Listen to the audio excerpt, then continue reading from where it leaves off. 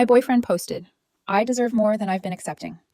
Meanwhile, I was breaking myself to cover rent, dinners, vacations, and every designer bag he showed online, until I finally realized the only thing he'd ever invested in was my exhaustion. 6 weeks passed. Not all at once. Not cleanly, but steadily, like my life had finally stopped spinning around someone else's gravity. I got a promotion at work. Nothing flashy, nothing Instagram-worthy, just more responsibility, more pay, and the quiet satisfaction of realizing how much mental space I'd been wasting managing someone else's ego. I started sleeping through the night again. I stopped flinching every time my phone buzzed, and I started noticing how peaceful my apartment felt without Caleb's reflection checking itself in every dark surface. The wild part? I didn't miss him. I missed who I thought he was. One evening, Nina forwarded me screenshots from a group chat I wasn't in, but apparently my name still floated through. It was Caleb's old friend circle, the same people who'd once nodded along to his hustle speeches. They were comparing notes, because his new life with the new boyfriend looked expensive, too fast. Same restaurants, same weekend trips, same designer bags mysteriously appearing, different face holding the camera. Someone had finally said it out loud.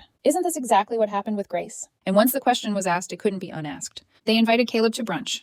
Not the marble table kind, a regular place, loud, bright, nowhere to hide. According to Brooke, who texted me afterwards, still shaken, it didn't go how Caleb expected. They asked about his business, his income, his plans. He dodged. Then someone asked the question that ended the room. So what do you actually contribute to these relationships? Not what he represented, not how he looked. What he contributed. Brooke said he laughed it off at first. Tried charm. Tried wounded silence. Then he got defensive. Then angry. Then he left. 2 days later, his new boyfriend, apparently smarter, or at least faster than I'd been, asked to see tax returns before they moved in together. Screenshots resurfaced. Old posts. Old comments. The receipts never really disappear. Caleb tried the same tactics on him. Tears. Promises. Accusations of being controlling. But this time it didn't work. The new boyfriend didn't leave. He just stopped paying. And suddenly Caleb's Instagram shifted. Coffee shops instead of fine dining. Target bags instead of boutiques. Captions about simplicity and realignment. The comments changed too. Not goals. Not you deserve everything. But this feels more real.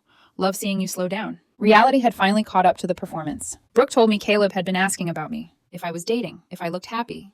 If I ever mentioned missing him. I didn't. When Brooke asked what she should tell him, I thought for a moment. Then I said, "Tell him I'm doing great. And I hope he figures out what he actually wants, because performing success isn't a career plan." That was the last message I sent that had anything to do with Caleb Price. I didn't get my money back. I didn't get an apology that meant anything. What I got was better. I got my clarity. I got my boundaries. I got my life back, untangled from someone else's illusion. And I learned something I wish I'd learned sooner. Love doesn't erase you. Support doesn't silence you. And anyone who needs you invisible to look successful was never building a future with you. They were building it on you.